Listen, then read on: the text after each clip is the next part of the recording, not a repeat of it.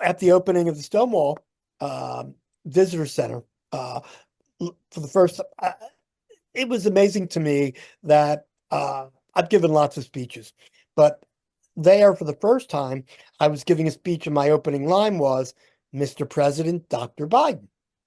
Well, that's a little unusual. Then after the ceremony, after the president spoke, my husband Jason and I were ushered to meet the president. So Jason and I had a lovely little discussion with the president. And then as we go outside, well, there is the beast, the president's car. And so I just look at the Secret Service guys, and my response is, "Oh, I see you brought my ride." And I walk towards the beast and go, "Do you mind opening the door?" Welcome to another episode of the Gay Barchive Show, where we explore gay history one bar at a time. I'm your host, Art Smith, and today we're being joined by self-proclaimed cradle-to-grave activist, Mark Segal. So welcome to the show, Mark. My pleasure being here. So I'm particularly interested in your history because you've got so much of it, and you've been such an active part of what goes on in the gay bar world and the gay world in general for over 50 years. So it's really exciting to have somebody who's so articulate and well-versed and used to talking about it. So thank you so much for taking the time to do this. Well, it's my pleasure. And I think that in a sense, that my background goes into both areas that you're interested in, which is how did the bars play a role in our history as both a liberation movement and as a people. So your story kind of starts almost by happenstance. I mean, you moved to New York in May of 1969, and 5 or 6 weeks later, boom, the biggest news story to hit the gay world happens at your feet. When you first moved to New York City, and you've told this story before, you were kind of leaving Philadelphia in hopes of greener pastures and somewhere where you could explore your homosexuality and find your clan. Before the Stonewall Riots happened, the first 6 weeks in New York, what were your thoughts about Christopher Street and the Village and the gay scene there? What were your initial reactions? Well, I had left Philadelphia for a number of reasons, all having to do with me being a gay man. Um, in those days, we as a people were totally invisible, lock, stock, and barrel. You wouldn't find us on TV. You wouldn't find us on radio. You wouldn't find us in magazines. You would find us nowhere. There was no internet. So for me to find out who I was as a person, I'd have to go to a library. And there I'd find out things that I didn't really want to know about what society thought of who I was. What I wanted and why I went to New York was to find people like me and to say to them, I don't feel there's anything wrong with me. Why do other people feel that there are? And so as soon as my grades were in high school, I was 18. Do the math. I'm now 55 years later, 73. Um, uh, I made it to New York, and we were so invisible that when I got off the subway, all I knew was that people like me were in Greenwich Village. And that meant going to 4th Street station, getting off and walking around. And very quickly, I found Christopher Street. And the minute I found Christopher Street, I felt, in a sense, that I was home.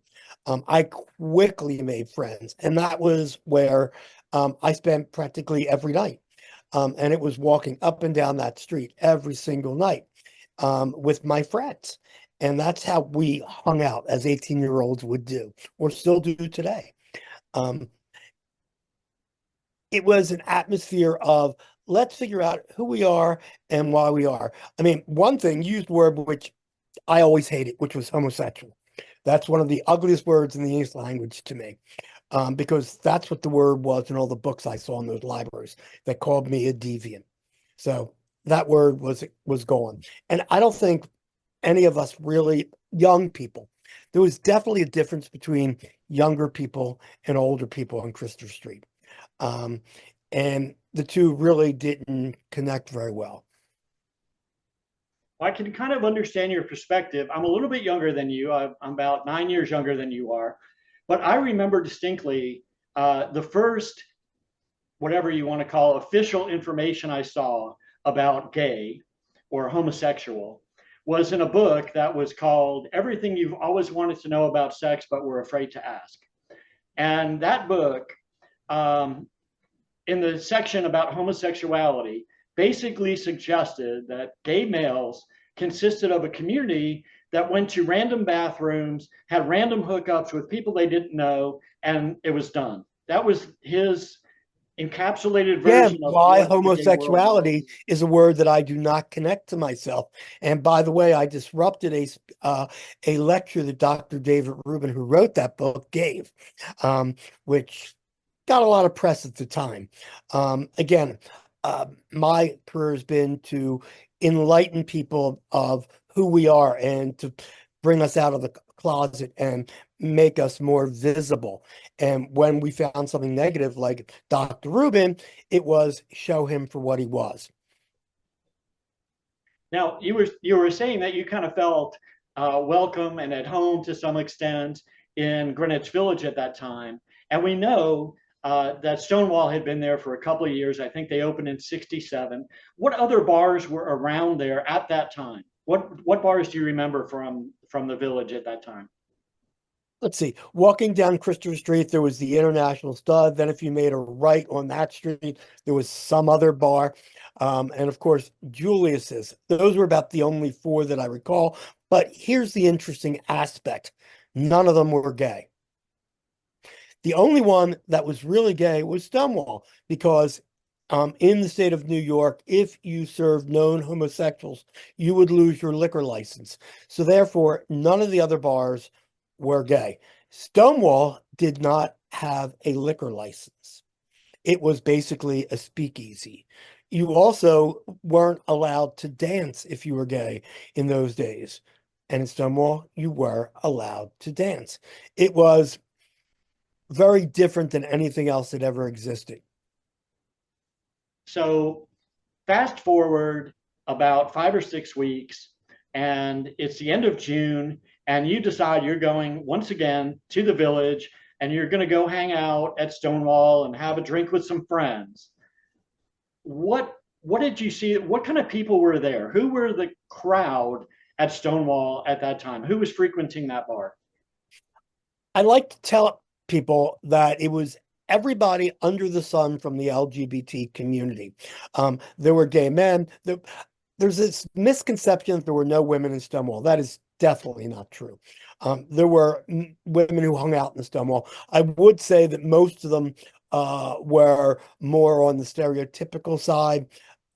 There were other women clubs in New York at that time, of course, secret and underground, as our whole community was at that point. But there were. I mean, you would find a mix of ages.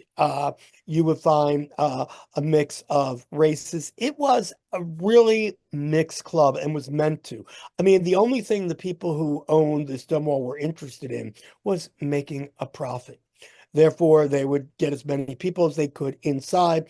They also would manage what kind of people went in. So, what's not often talked about is that there might be a limit on how many people of color you might let in.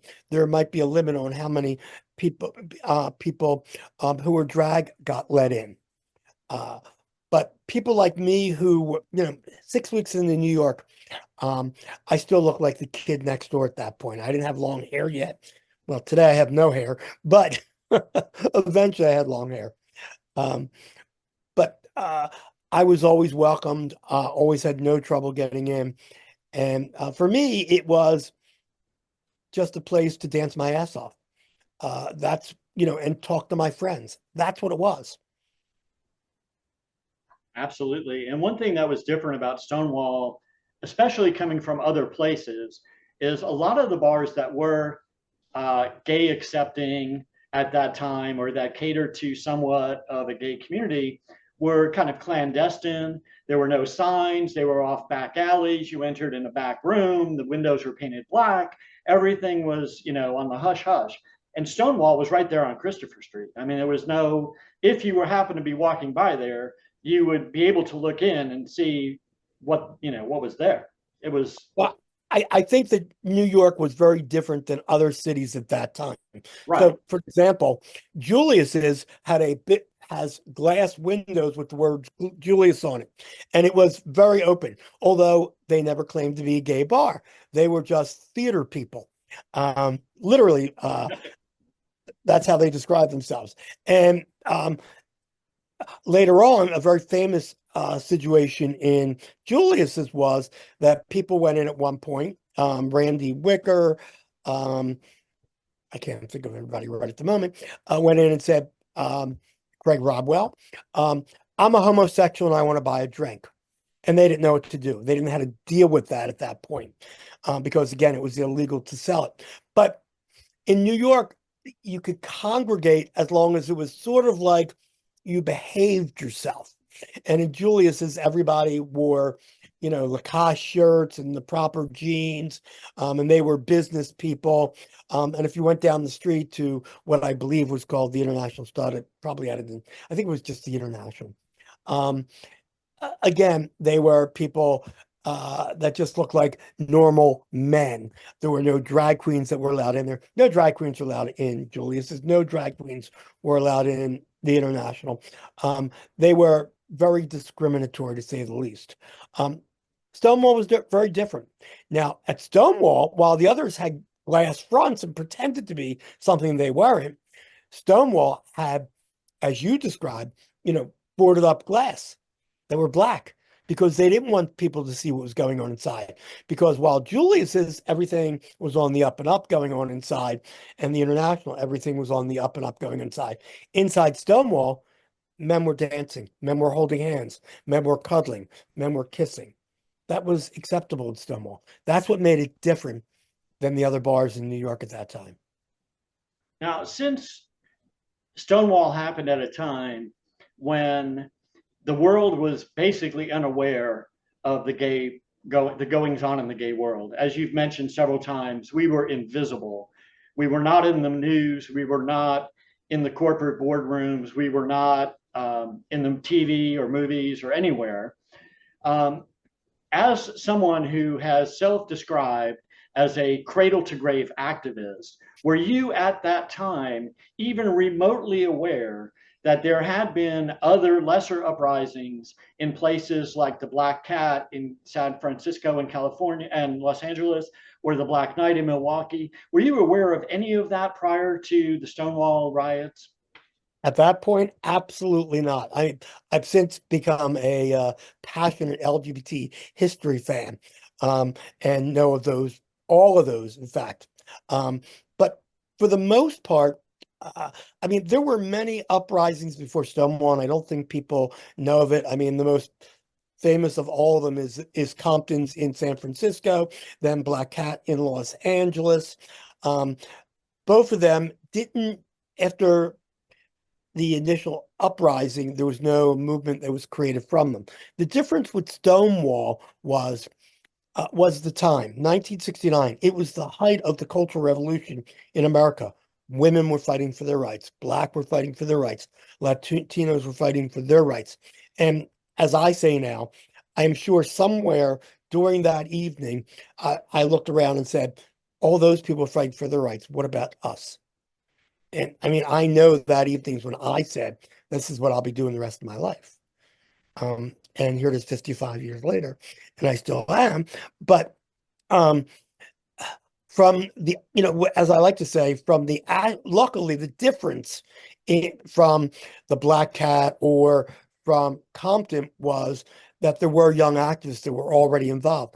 That evening of the riot, I'm lucky that Marty Robinson, who was a young activist at the time, handed me a piece of chalk and said, go up and down Stonewall and write tomorrow night, Stonewall.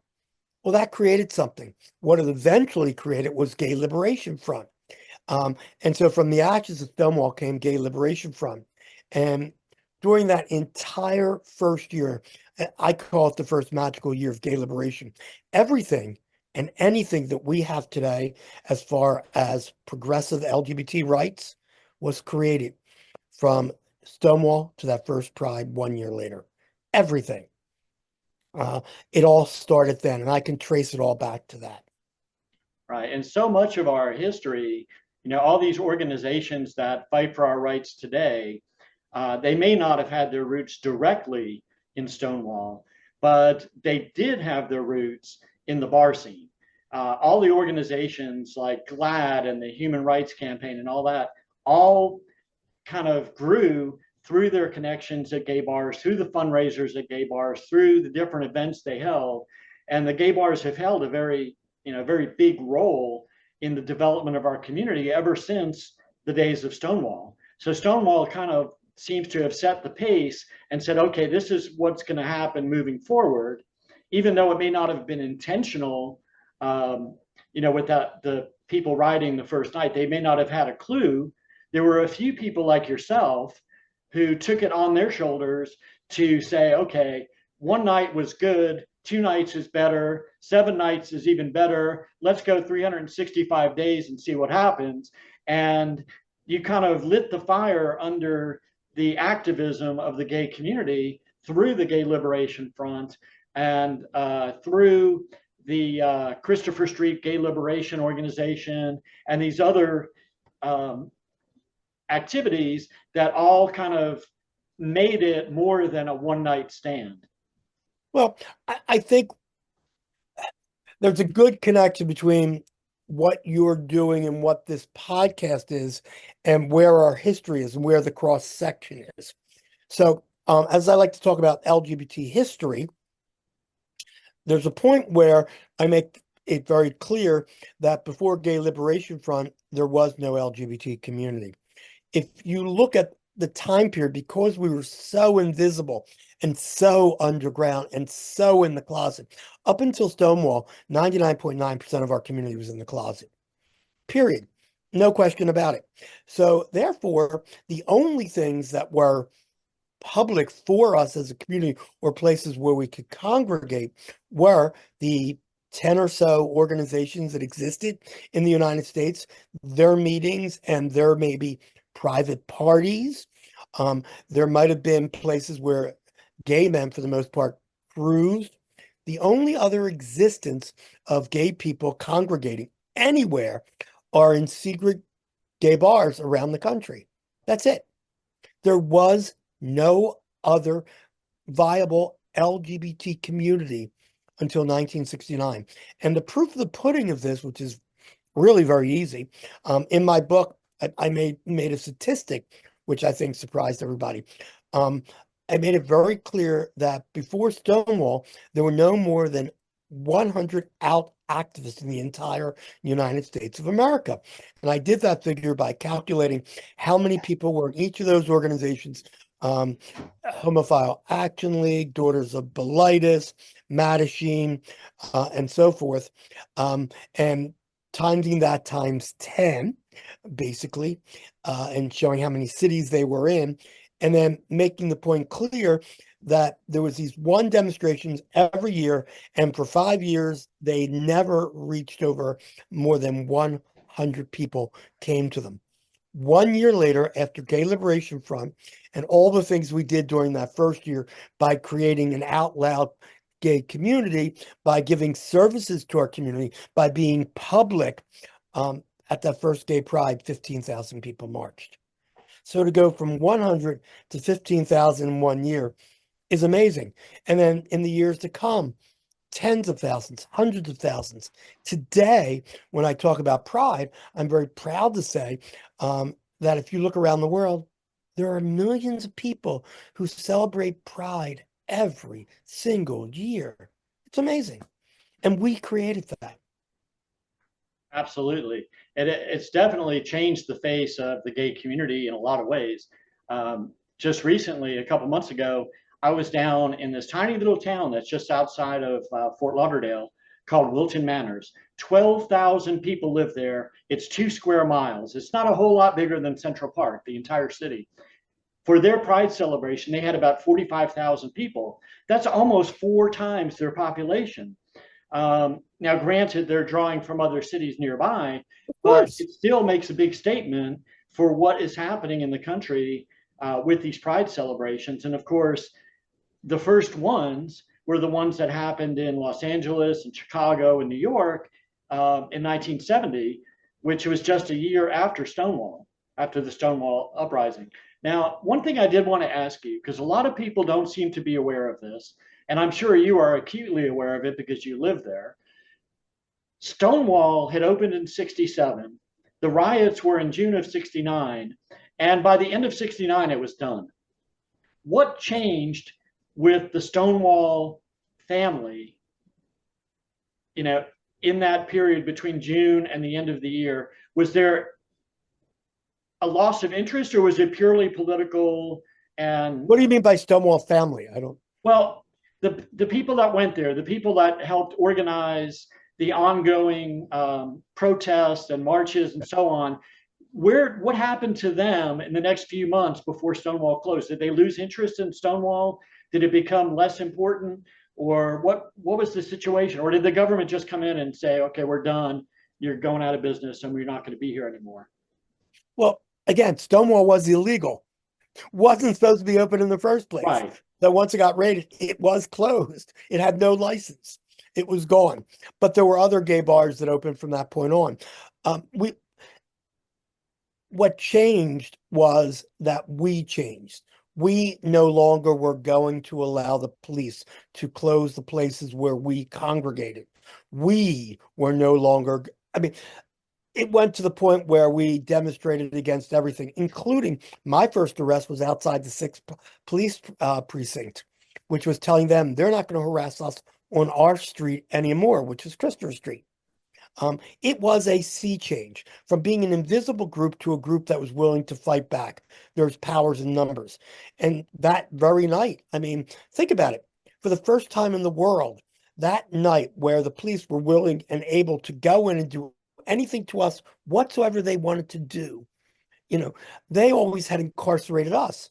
By the end of that night, when they wanted to leave that bar, we incarcerated them inside the bar. They had never been scared before. We made them frightened of us. That's the sea change. Now, when you get to be almost a year later, when you actually have the first Christopher Street Gay Liberation Parade and Festival, and you draw 15,000 people, what was going through your head in the planning process for that? Were you expecting 1,000 people? Were you expecting only drag queens? Who did you expect, and who actually showed up? Well, I think a lot of people have a depiction of who was in Stonewall and what the people were. As I said, it was a mix of people.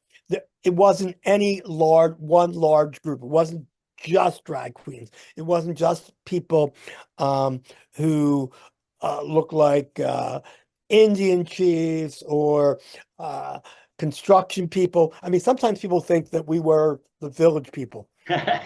It's just not true. I think if you went into the Stonewall any given night, you basically would find people that you would find in any LGBT bar today for the most part. You'll find a sprinkling of drag queens, you'll find a sprinkling of this, a sprinkling of that. That's what it was. But in Stonewall, primarily it was young people. And because it was young people, there were a lot of people like me who felt, society is wrong, something needs to give, and we need to find out why they think that way, and maybe we need to rebel. And so a good deal of us who were in Stonewall became those who were members of Gay Liberation Front, and were the ones who continued to drive this force for liberation, which culminated in the first Pride 1 year later. And in order to do that, we had to build a community where there was none before. There were no medical services or flyers to our community before Stonewall. There were no legal places to go before Stonewall. We created that. We literally invented an LGBT community where there was none before. We created a trans organization. We created a youth organization. All of this happened within that first year. All of it.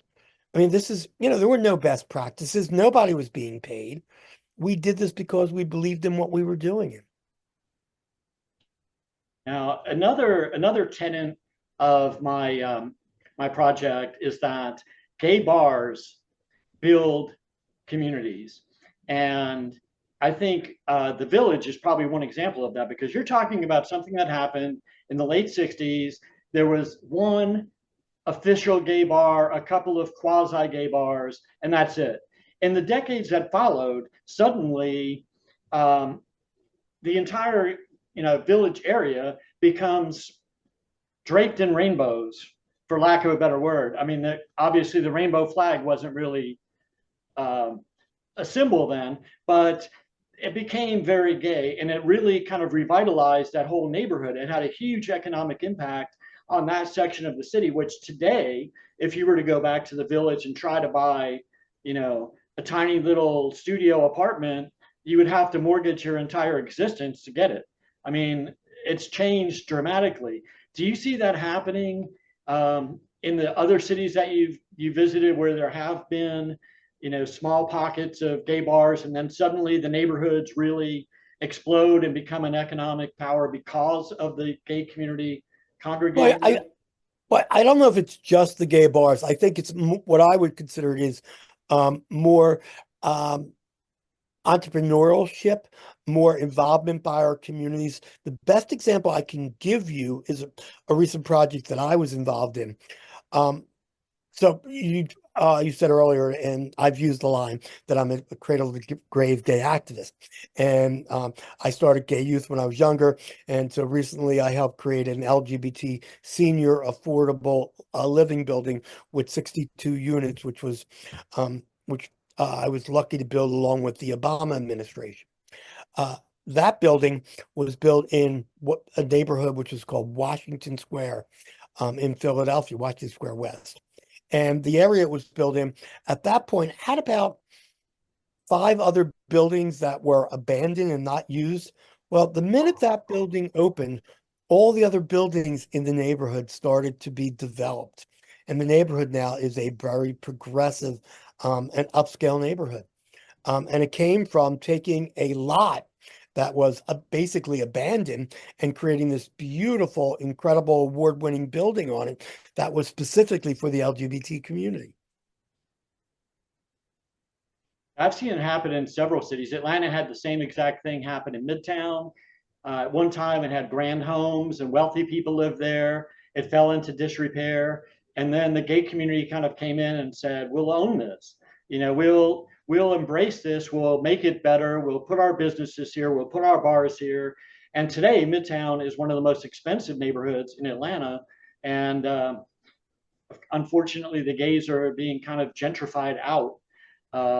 But that's the way the ball bounces, I suppose. One of the theories of the senior building was, remember, again, this is LGBT senior affordable living. And the reason it's LGBT affordable, senior affordable, is that many people who were my age and above, who are the first, what I call out generation, but when you're older, you need 2 things literally to support yourself.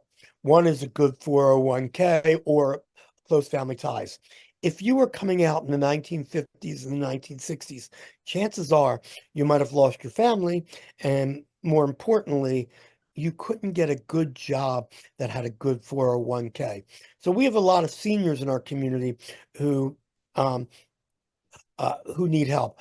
And one of the things that really bothered me was Washington Square West is where the neighborhood was in Philadelphia. That people who had that older generation who had created that neighborhood were actually being pushed out of their own neighborhood, or as you said, gentrified out of their own neighborhood. So that's why we wanted to build it there. So after you started with your activism in New York and your involvement with organizing the first, what we now call Pride Parade, and your involvement with the Gay Liberation Front, eventually you decided you were going to go back to Philadelphia. Why did you make that decision? Well, it was a family decision. A member of my family became ill and I was asked to go home. So I did. And I'm so glad I did. And it would have been so easy for most people to say, okay, I did my part.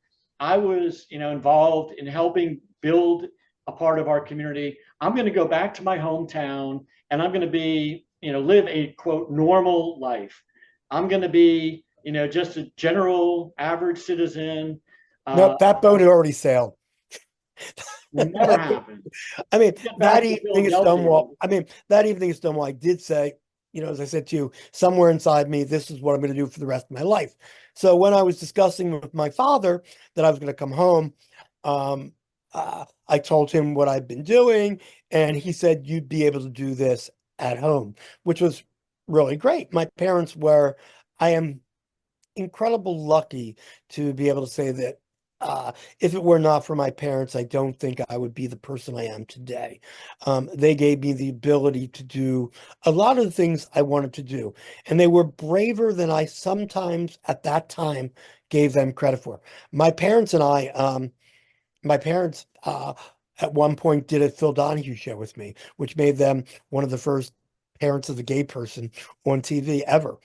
And that's sort of amazing. And, I wonder if I appreciated it as much when we did it as I do now.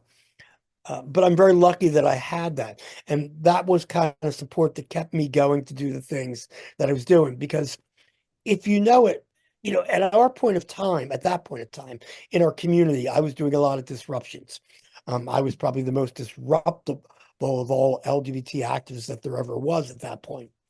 And we were very much in the closet, and a good deal of my friends and most people who were gay at that point kept the line that I always heard was, "You're going to ruin it for us." So I didn't have the kind of support I needed from our own community, but I did from my parents. They understood what I was doing, which is kind of interesting to think about right now, to be quite honest. I don't know if I've actually put it that way before. But my parents, particularly my grandmother, understood what civil rights was, what suffrage was, what anti-Semitism was, because she had suffered all those things. And I think that had been brought into me somehow. Now, roughly what year was it when you moved back to Philadelphia? 1971. 71. So it was just a couple of years after you had moved to New York. You were there for a couple of years and moved back to Philadelphia.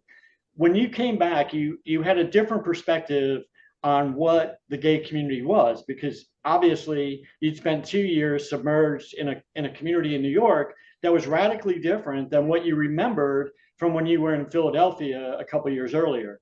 Did you start to see new opportunities and new, aspects of the community there? Had the word from the Stonewall riots got out and the scene was changing, or was it pretty much the same? Oh, I think if I look at it now, I think I've always seen opportunity. Or I don't know if I would use that word. I always found a way or looked for a way to expand where we were. The one word that I use to describe my own life is fighting for visibility. Visibility is the most important word.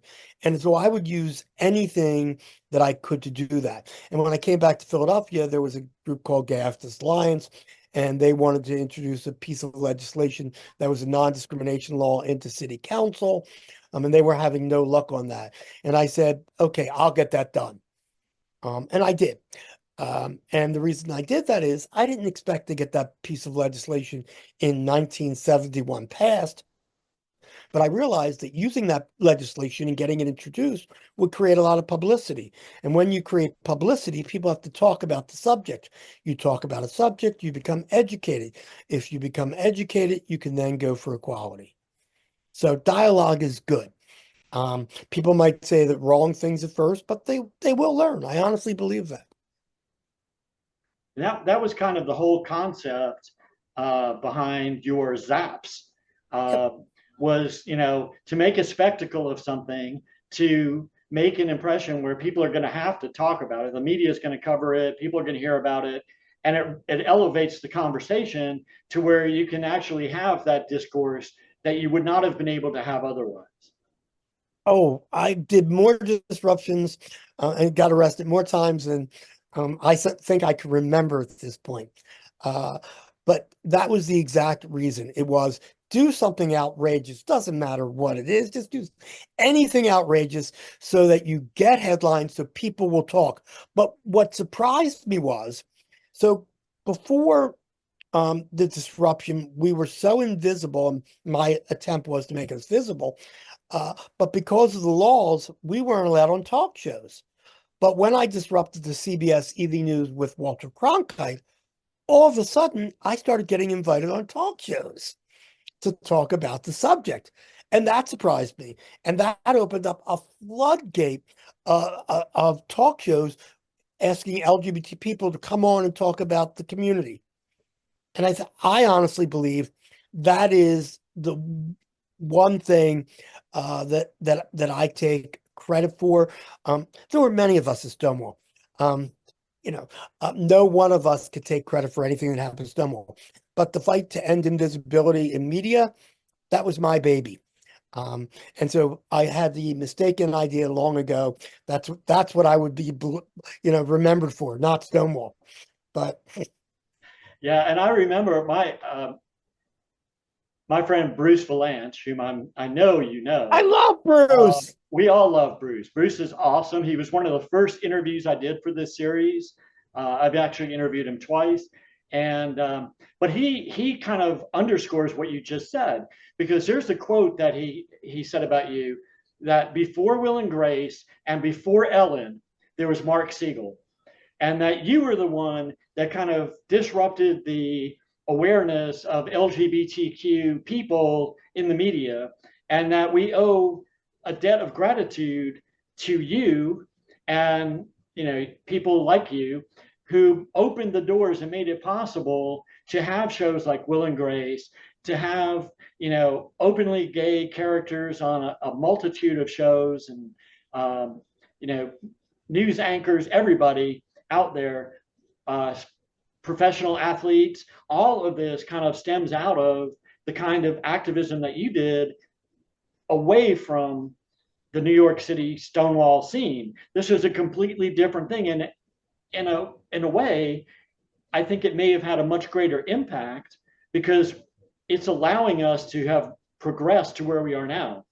If we didn't get the media exposure, if we didn't get the normalization of characters in the movies and TV and so on, still, I think people would have a little bit of, discomfort about the whole concept of a gay community.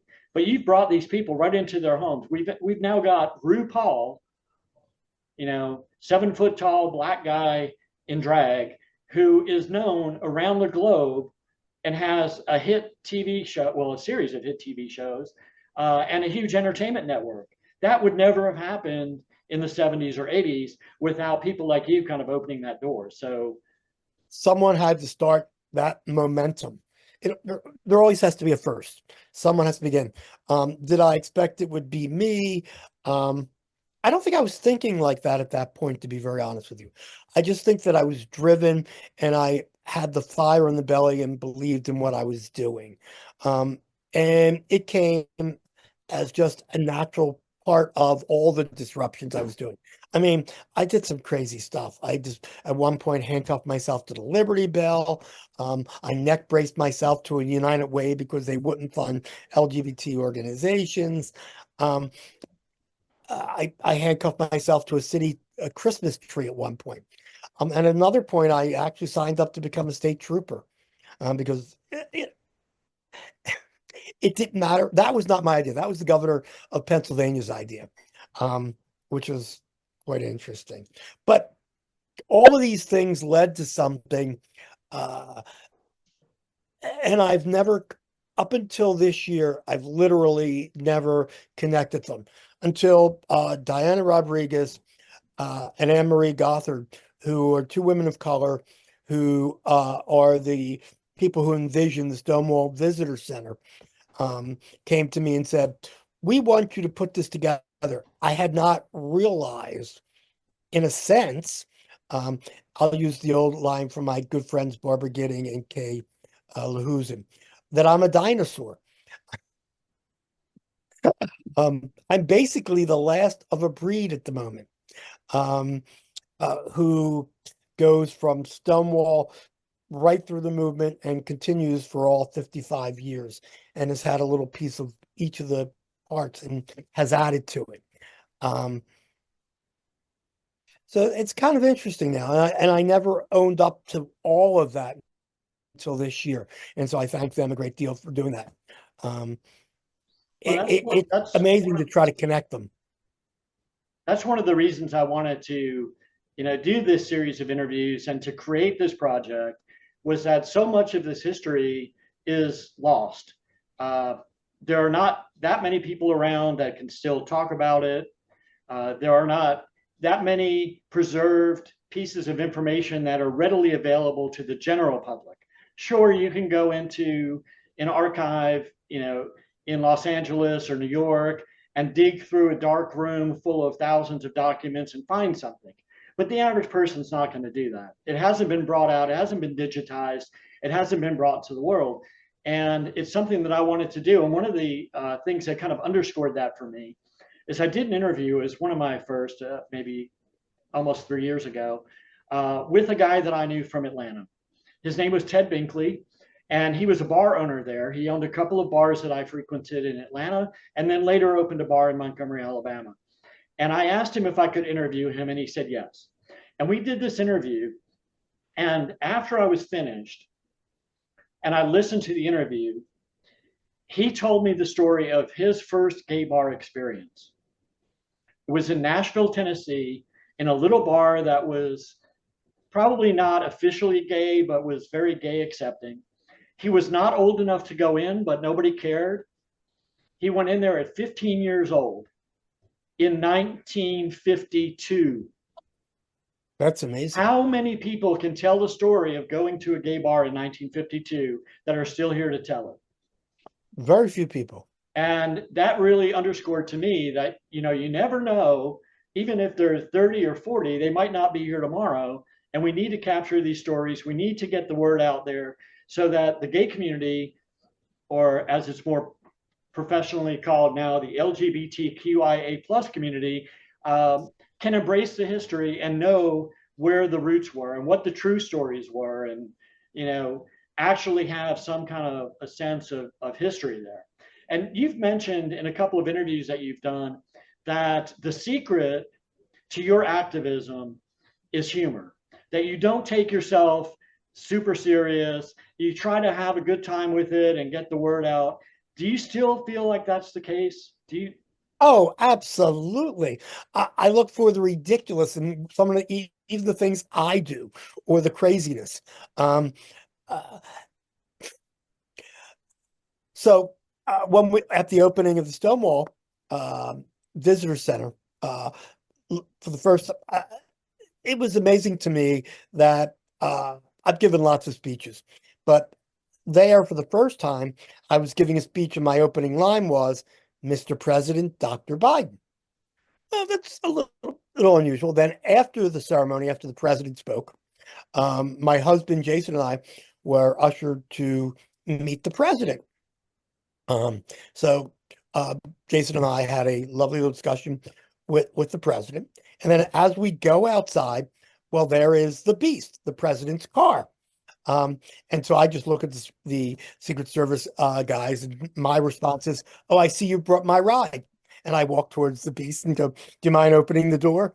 And they're just, it's just little crazy pieces of you. Smile, do something that's a little unusual.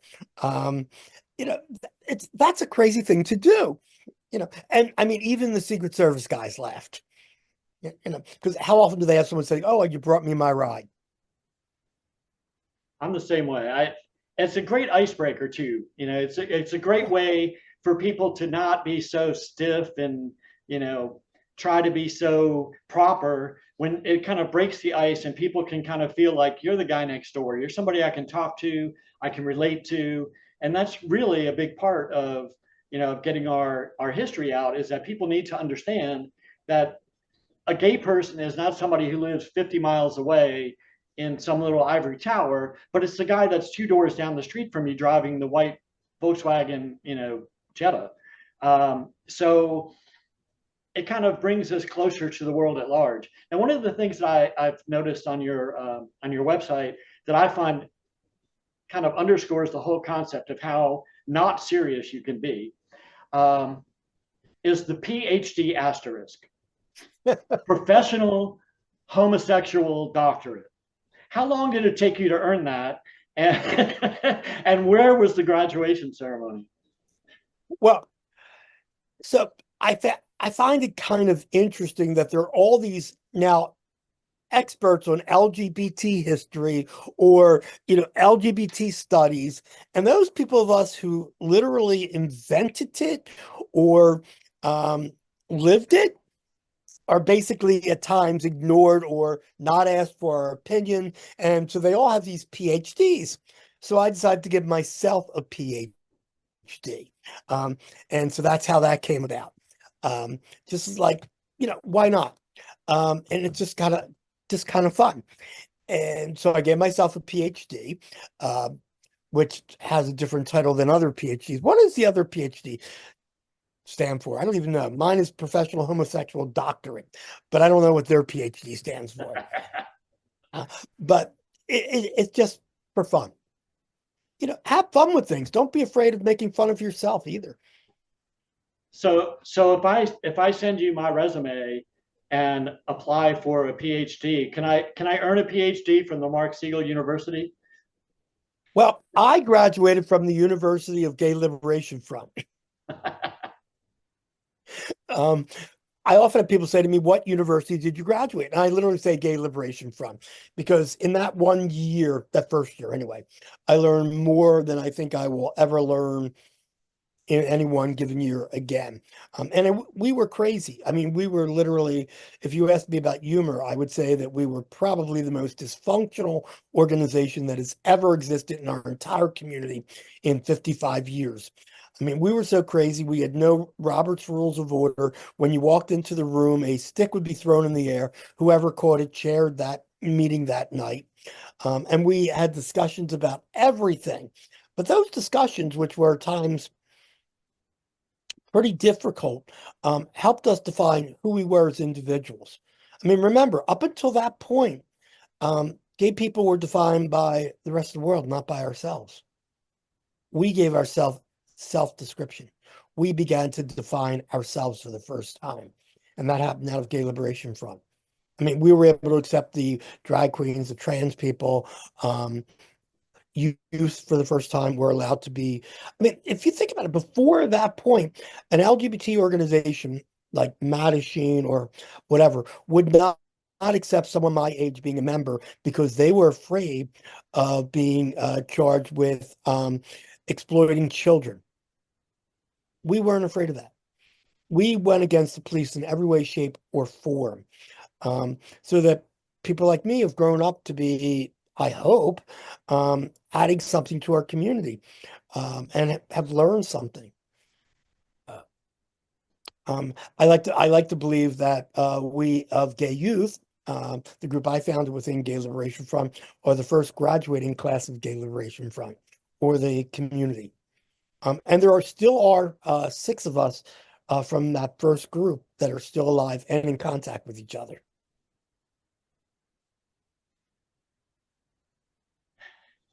We've talked about different aspects of your activism and some of your history, but one thing that we've not touched upon yet, that to me is another big contribution that a lot of people may not know, is after you came back to Philadelphia, you decided that there needed to be a strong voice for the LGBT community in that part of Pennsylvania, and you founded the Philadelphia Gay News, which is still going strong today. How long ago did you start the newspaper? I am now in my 48th year as publisher. It started in 1976, and I can't give myself credit. I was in 1975 doing a tour for a new newspaper in Pittsburgh called Pittsburgh Gay News, and it was owned by a guy by the name of Jim Austin. And on the way home from his tour of creating this paper, He said, why don't you create one of these in Philadelphia? And I said, I don't know anything about newspapers. And he said to me, Mark, look at the bottom of your shoe. And I did. And there was a hole in my shoe. He says, Mark, someday you're going to have to do something for a living. So he said, why don't you start a newspaper and I'll show you how to do it. So that's how Philadelphia Gay News came about. Within 9 months of the paper starting, Jim had left the business, and I had to learn how to do it. But my goal from that point was that this is going to be a newspaper for the community, about the community. It would be writers from the community. They would write about issues in the community. And if we disagreed with each other, that was great. We could disagree in the pages of the paper. You didn't have to agree with the publisher to get your letter to be a letter to the editor. And at that point, literally in those early days, no journalism organization would accept Philadelphia Gay News or Bay Area Reporter at the time or Washington Blade.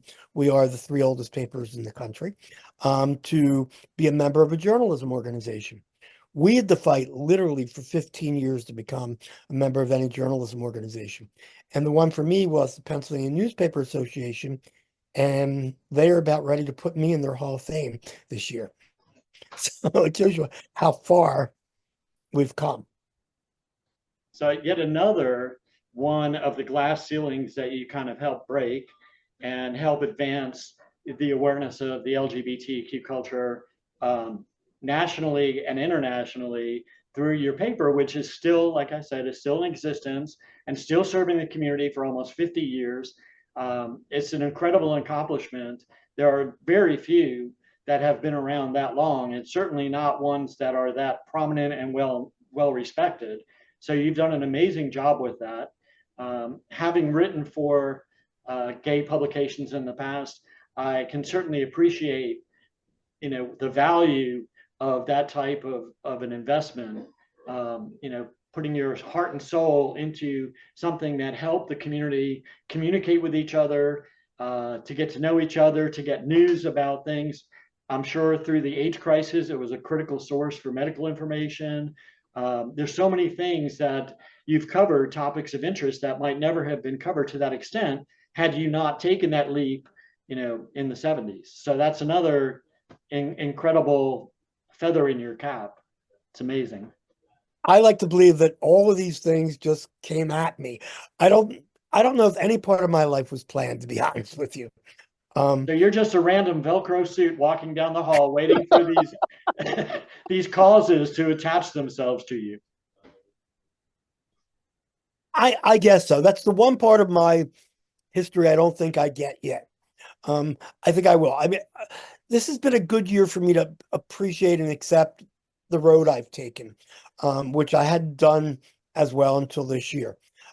Now maybe I'll figure out, thanks to you, how all these, I love your item, Velcro, to me. Maybe that'll be that will be your next zap, is you coming out in a video in a Velcro suit and people throwing causes at you. Who knows? I used to like to believe at one point that I was a mix between P.T. Barnum and Annie Mae. Two of my favorite characters in history, by the way. Assuming well, you're talking about the Rosalind Russell character and not the Lucille Ball character. Oh, no, Lucille Ball, horrible. No, definitely Rosalind Russell. And to some extent, that was who my grandmother was. So that's where I get some of my flair from, I believe.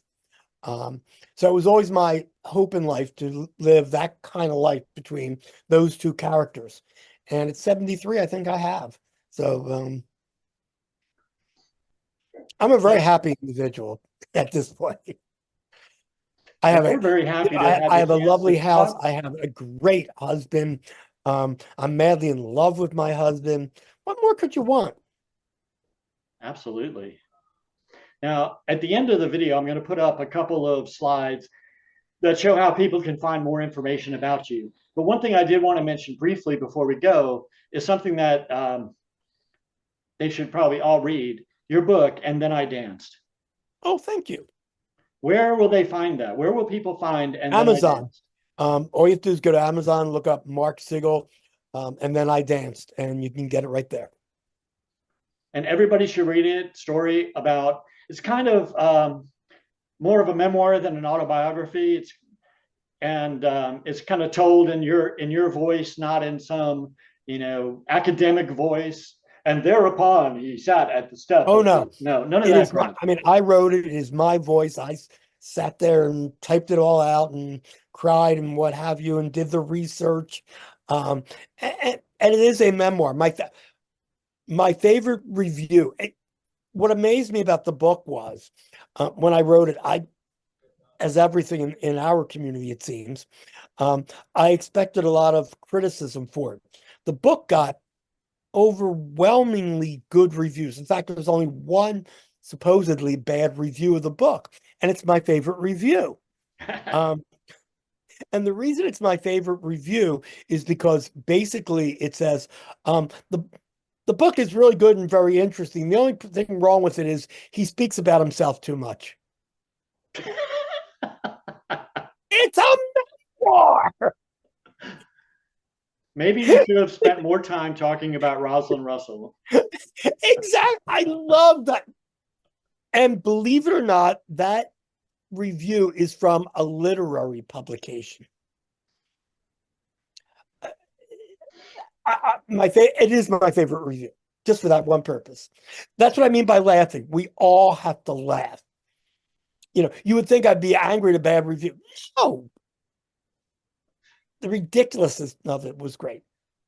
Well, a lot of times those kind of reviews say more about the critic than they do about the subject. So, yeah.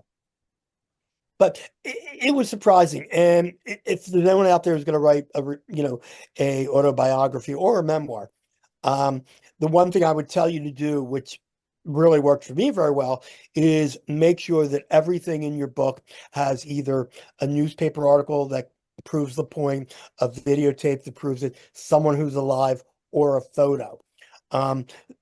Basically make sure you fact check your own book. And I wasn't lucky enough when there's this wonderful section of my book. I had a great publisher. My publisher was wonderful. And in the middle of the book, there's several photos. But at that point, when the book was published, there were no photos of me that we could find from 69 to 71, which to me was pivotal. But luckily, since the book has been published, there's 3 photos you'll see back there. All 3 of them are from that period, and about 8 have now been found. And so now we have actual documentation that you existed in 1969 to 71. We can prove that you were there, you were alive in 69 to 71. Well, I am the only activist. There's 3 of us. So right after Stonewall, the first demonstration was July 27th. Stonewall happened on June 28th. July 27th, we had our first demonstration. It was from Washington Square West to Stonewall. There are 2 photos of that demonstration, and I am in both of them. Very cool. And so it's myself, Marty Robinson, and Martha Shelley. And both Martha and I are still alive. So I guess we're the last 2 dinosaurs.